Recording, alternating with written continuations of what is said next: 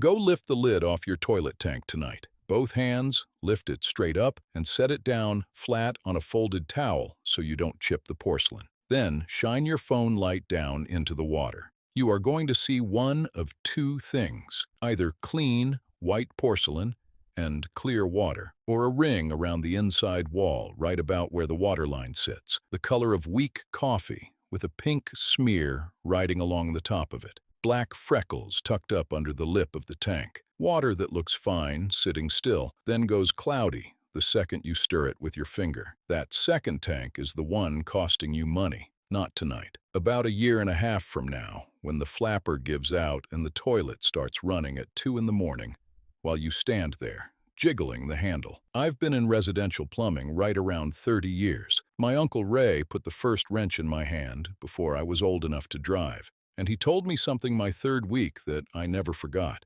He said the bowl is what the homeowner looks at. The tank is what pays the plumber. Now let me be straight about the title on this video, because I don't care for a title that oversells. There is no meeting. Nobody in this trade agrees to keep secrets from homeowners. Most of the people I have worked beside are honest as the day is long. But here's the human part. Nobody in any line of work volunteers the one piece of information that ends their repeat business. That is how people are wired, and plumbers are people. A homeowner who takes care of a toilet tank properly stops calling about that toilet. Between you and me, that is the entire secret. And now you have it. What handles it is a brown bottle of 3% hydrogen peroxide, the drugstore kind, the one in your medicine cabinet with the crusty white cap you bought for a scraped knee years ago. 9 things about that bottle and your tank. Number 9 is the one that explains the title, and I will get you there. And somewhere in the middle, I'll show you a test that costs nothing and takes 15 minutes using food coloring from the baking cabinet that tells you flat out whether your flapper is leaking money right now. Most homeowners never learn it. Before number 1, it is fair you know where this comes from. None of it is mine. This is old trade knowledge that moved from an older hand to a younger one over a job, and mostly never got written down. Here at the Vintage Pipe Fitter, I gathered the drain side of it into a digital book called 101 Ways to Unclog Any Drain, before the last of those hands retire. It runs the whole house, kitchen sink and disposal, tub and shower, the toilet itself, laundry and floor drains, out to the main line. The fixes lean on what is already in your cabinet. Everything here is prevention. That book is for a drain already running slow. Hold your phone camera to the code on screen until it opens by itself. If the camera fights you, the link is down in the description. No hurry. Grab it whenever suits you. I am not going anywhere. Number 1, a cup a month and what it is actually doing in there. Here is the whole routine, and it takes about 40 seconds. Last thing at night, when nobody is going to need that bathroom until morning, lift the lid, pour 1 cup of 3% hydrogen peroxide straight into the tank water, set the lid back down, and walk away. Do not flush. Let it sit all night. In the morning, flush like normal, and you are finished. Once a month is plenty. 3%. Hold on to that number. The brown drugstore bottle. There is stronger peroxide sold online. 12% and 35%, marketed as food grade. I want none of it near your house. That stuff will burn skin. 3% is what this entire video is built on. Now, why does a tank need any of this?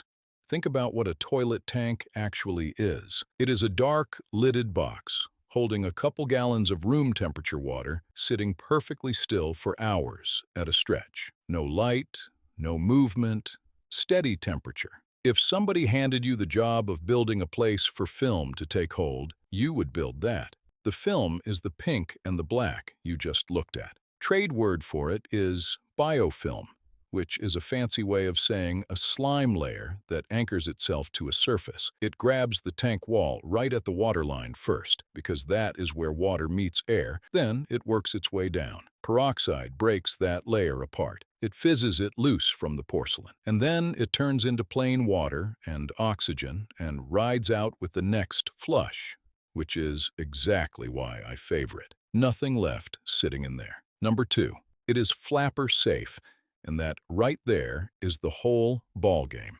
The flapper is that rubber disc at the bottom of the tank, the one on the chain, the one that lifts when you push the handle and drops back down to seal. It is rubber. It lives underwater its entire life, and it is the single most replaced part in an American bathroom. Now here is what people do. They walk down the cleaning aisle, see a tablet that promises a clean bowl with no scrubbing, and drop it in the tank. Water turns blue. Looks like it is working. That tablet is chlorine, sitting in the water 24 hours a day, right on top of every rubber part in that tank. Chlorine and rubber do not get along. It hardens the rubber, then makes it brittle, and the flapper stops sealing.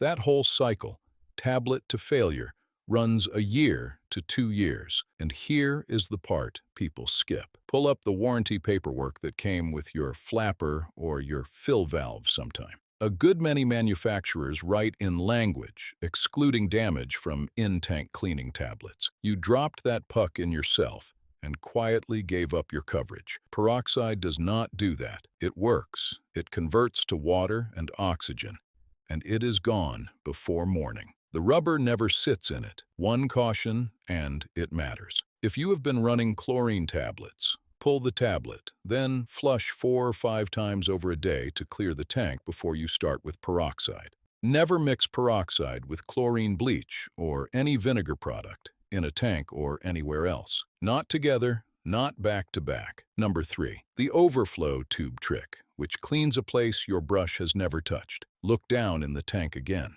You will see an open plastic pipe standing straight up, an inch or so across, with a skinny hose clipped to the top. That standing pipe is the overflow tube. Its day job is simple. If the fill valve ever fails to shut off, that tube swallows the extra water and sends it into the bowl instead of onto your floor. It is a drain built into the tank, but it is also a doorway. Everything you pour down that tube travels through the guts of the toilet and comes out inside the bowl, and it takes a path no brush in the world can reach. So the trick is a two-parter.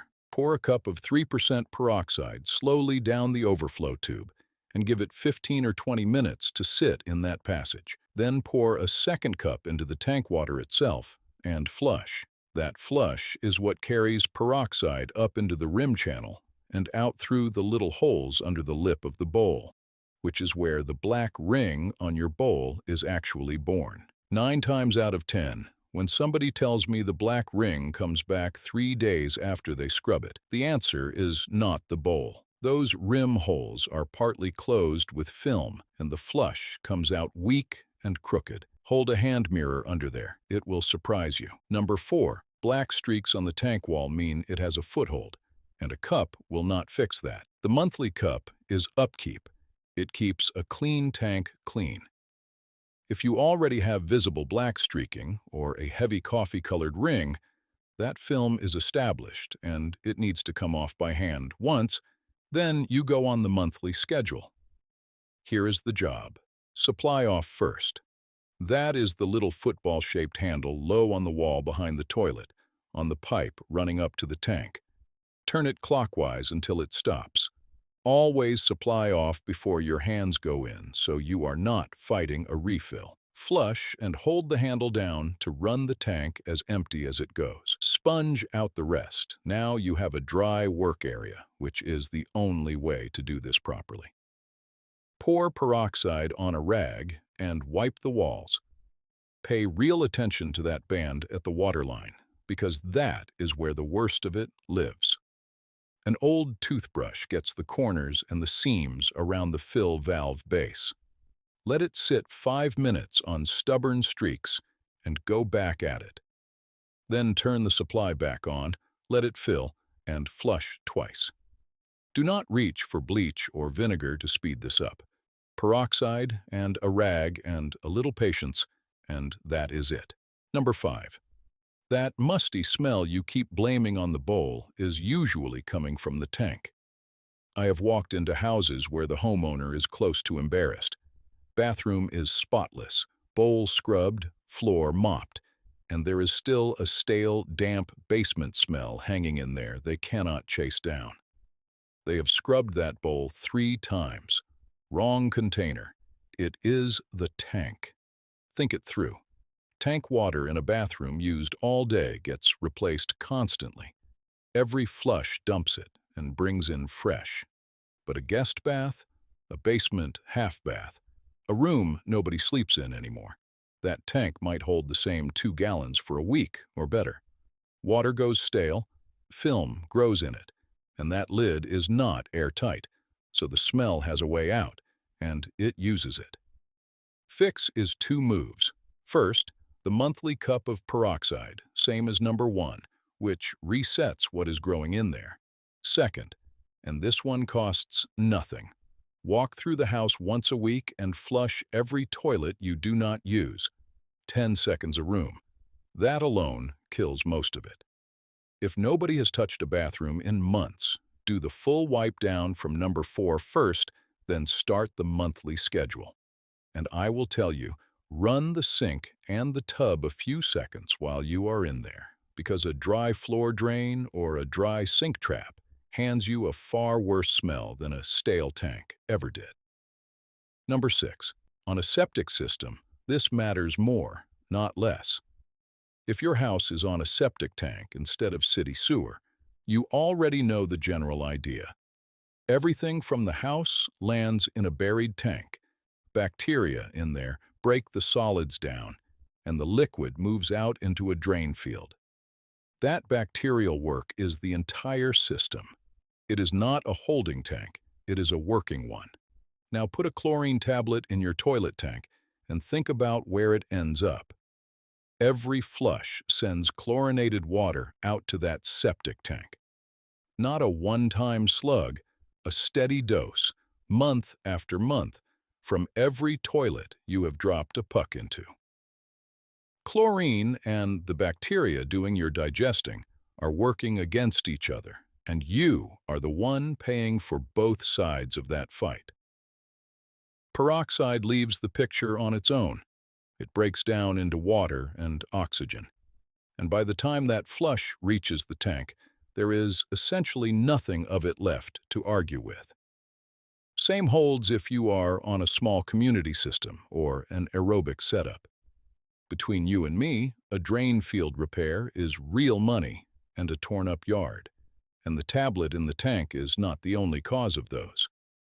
But it is a cause. It is free to stop, and it is sitting inside your house where you can reach it. Number 7. While the tank is open, wipe 2 more spots and stop a phantom leak before it starts. You are already in there for number 4. Supply is off, tank is drained, you have got a rag with peroxide on it. 2 more spots, and they take a minute. First spot, the flapper seat. That is the ring the flapper drops onto to seal, right at the bottom of the tank. Lift the flapper up out of the way and run your finger around that ring. If it feels gritty or slick or slimy, you found something. A seal is a rubber part pressing flat against a smooth surface. Put a little grit in between, and you no longer have a seal. You have a slow leak, and the toilet will refill in short bursts for no reason anybody in the house can explain. That is your phantom flush. Wipe that ring clean with the peroxide rag all the way around. Then wipe the underside of the flapper gently and look it over while you are there. Rubber should be soft and springy. If it is stiff or chalky or gone hard like a hockey puck, it is finished, and no cleaning brings it back. Flapper is a $5 part at any hardware store and 15 minutes of your time. Second spot, the fill valve seal up top, under the cap on that tall tower on the left side. Slime collects around the base of that tower too. Wipe it down. That grit is what makes a fill valve whistle, or shut off late, or hunt up and down instead of stopping clean. Number 8. End every tank session with the free test, and here it is. I told you at the top I would give you this one. Let the toilet finish filling. Take food coloring from the baking cabinet, any dark color, and put about 10 drops into the tank water. Not the bowl, the tank. Stir it with your finger so it spreads. Lid back on and walk away for 15 minutes. Rules. Nobody flushes that toilet. Nobody uses that bathroom. Go set a timer on your phone so you actually honor the 15 minutes, because 5 is not enough to prove anything. Come back and look in the bowl. Clear water, you are done. Your flapper is sealing and your tank is holding, and you can go to bed easy.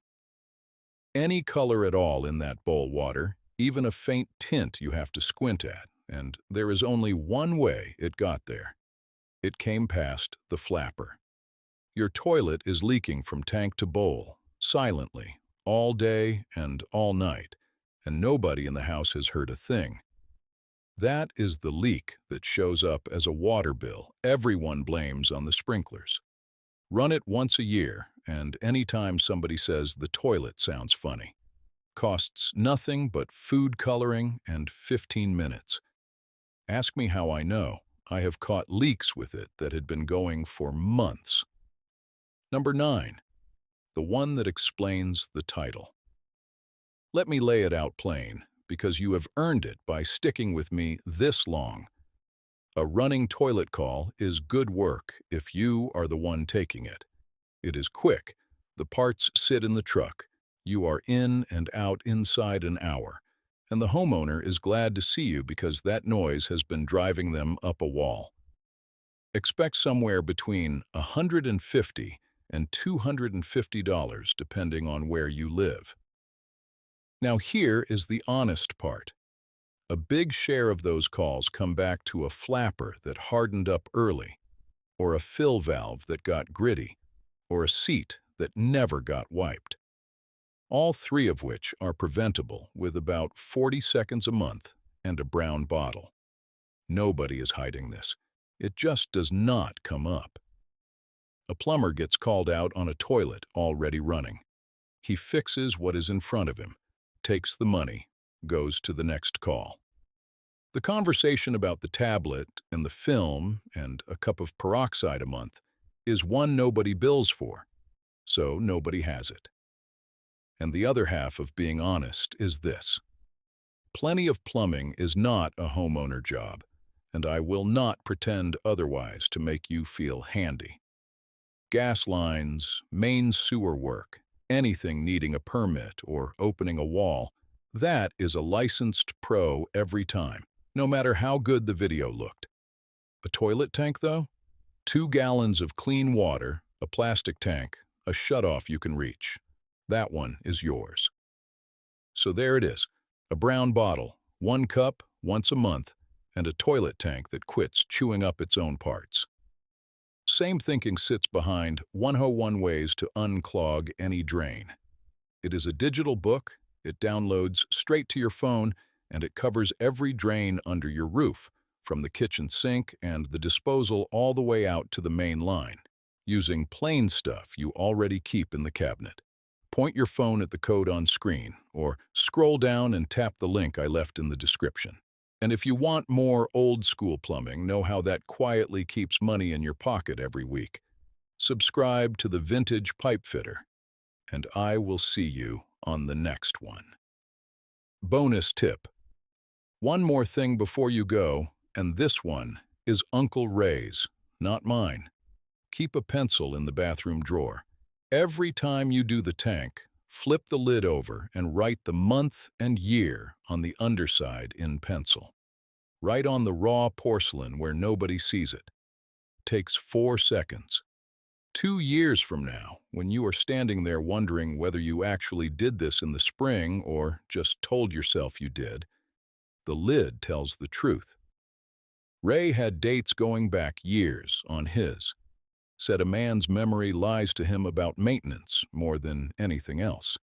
Pencil comes right off with a wet thumb if you ever sell the house. Go lift that lid.